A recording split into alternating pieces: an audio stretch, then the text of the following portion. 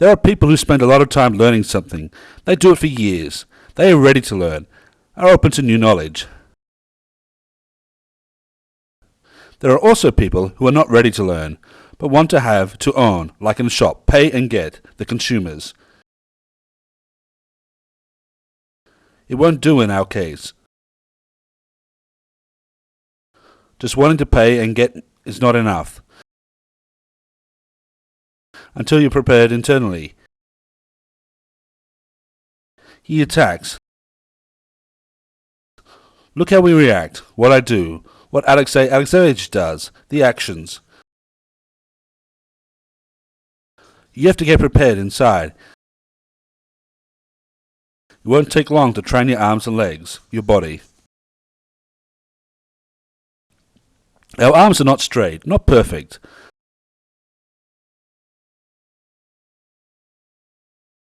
Armour made for arms is usually curved at a certain angle in order to lower the mass of the steel and make it more efficient.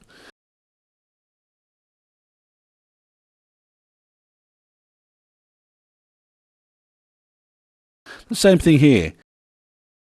When meeting the attack, try not to be rigid. The previous pair training here kept making angles at meetings. The stick slid along part of the arm, but got stuck at the angle and could crush the bone. The same happens if you put your arm like this. Mind the planes, the planes. It has to be on the plane. When you enter the plane, your arms have to be straight. Look, straight line, without any flaws, so to say, curves. It has to be straight so that the stick slides. I meet it. Ha! It is straight, no angles. Mind at least this much. Remember the talk about the square wheel, able to move smoothly if the surface is not a plane? It is actually about entering the plane of any object used for an attack. An attack. He attacks and I meet the attack. Ha! The trick is in making a point of contact without creating a fulcrum. There must be no fulcrum. Try to stipulate the speed, the trajectory, in order to make use of the perpendicular. Ha! I had to speed up to knock it away. You have to ricochet it, not to knock it away. To put it simply, to knock away means to knock it away, and to ricochet is to choose an acute angle and make the stick slide, while creating any pressure, the maximum pressure on the limb that meets the attack.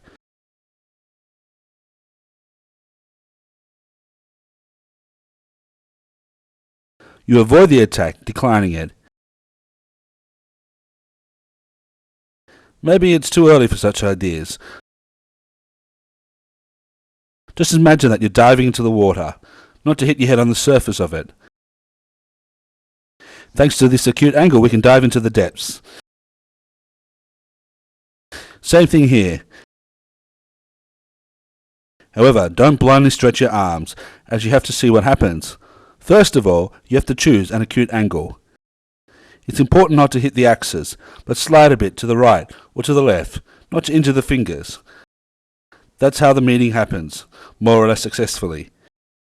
As soon as you get the idea of the acute angle, you have to think of a further contact, actions that follow. There he goes. That's what I do. That's how I continue to hit him from here and here. Think of how you can move the object in your hands.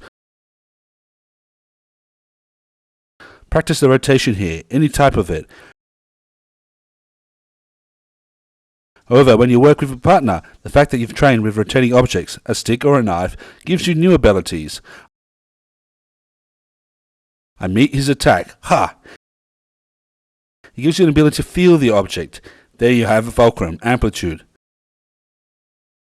That's what I can do. Ha! I hit him. Another hit. Hit. Stab. Hit. I use my own body to create fulcrums. Ha! Once again, hit, hit, hit, hit. You control the object. it has to be under control, never leaving your hands or standing still.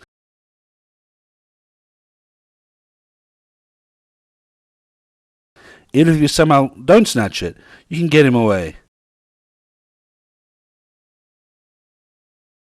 Oh, I can push him on the object. He attacks me again. I meet him. Oh, pull the object upward and stab. Some of the situations might seem funny. They're not intentionally funny, but seem comical. It's interesting to work with them if you have an imagination. He attacks me. I snatch the stick and push it forward. It's not a maneuver, a pattern, a vision, perception, understanding, and control. Back to balancing when you created conditions needed to control the object. That's the only thing I want you to do now. You meet the attack, relieving the load as much as possible, without tensional defense. Leave it there. I have to create the angle to meet the attack. I position my arm. However, if I do it with one arm only, rotating around the point, it's not enough. See, I have to twist it in such a way that I create my own and more angles to work around.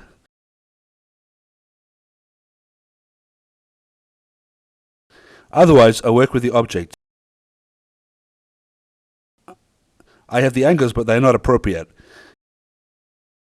It's not the object that got deflected, but my arm. They work for his sake, as the angles get larger in relation to the base. I should have made the base in the axis of the forearm, to enable to control it.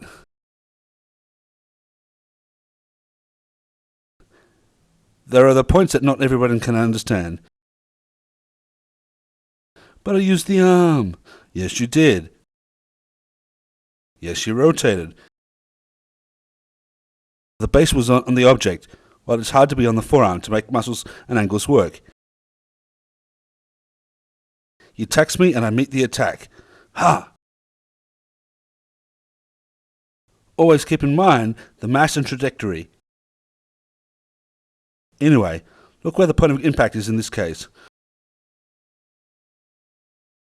When do you do this? As he attacks, I prevent the hit. I notice that if I push a certain point to prevent the hit, you have to feel the right time to interfere. If you push the wrong place, like this, it will hit you anyway, as the inference was wrong. He attacks again.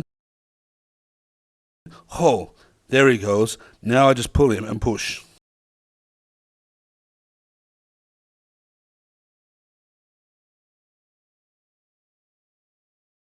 These movements are the same as those you've trained on the floor.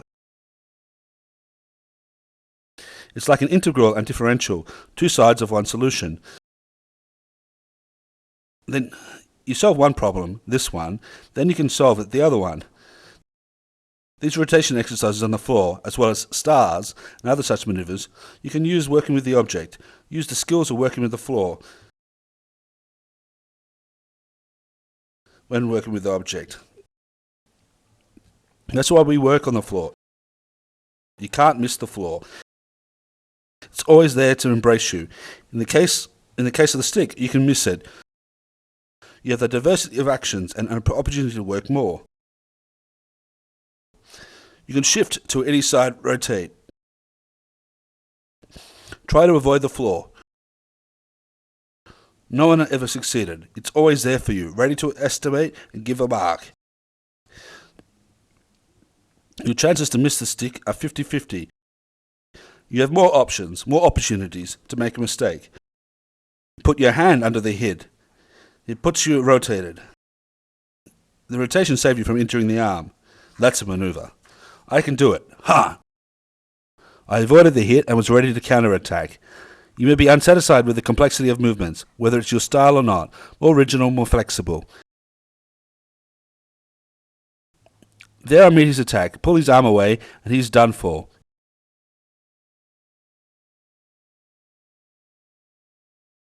He is done. You have to estimate the strength and speed in the case. You have to estimate the strength and speed in this case. When he attacks, you divert it with your arm, then down he goes.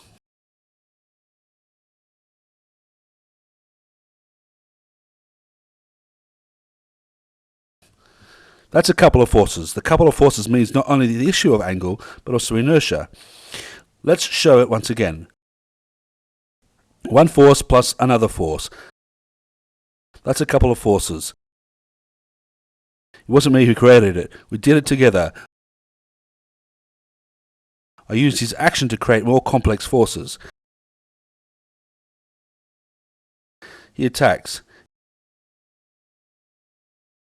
In this case, there isn't a couple of forces. However, as he bends over, he's open for my counterattack. He attacks. I have a pattern. I hit him nicely on the head, and he loses consciousness. Even death is possible. If he doesn't die, he'll be down with concussion. There he goes again. I meet him. Ha! Sit down. What do you do now? I can stand up to use my legs and arms. I'll pull the stick away with my legs. Remember getting free from my hold. Then I put him to the side and down with my arm. That's about balancing again. I just combine everything in my counterattack.